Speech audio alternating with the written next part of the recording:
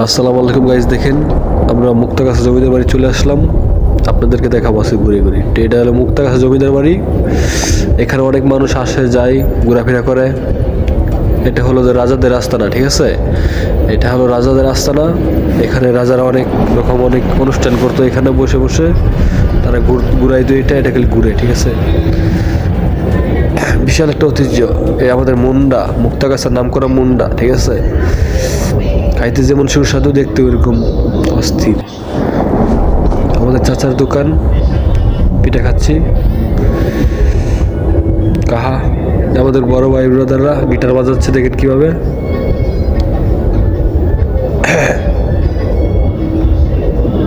এটা কিন্তু অস্থির একটা দৃশ্য, ঠিক আছে? আপনি যদি আসেন বিশ্বাসই করতে পারবেন না এটা কি একটা জায়গা, ঠিক আছে?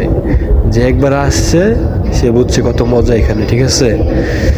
যদি আপনারা আসতে চান, যাইতে মন চাইব না এখানে।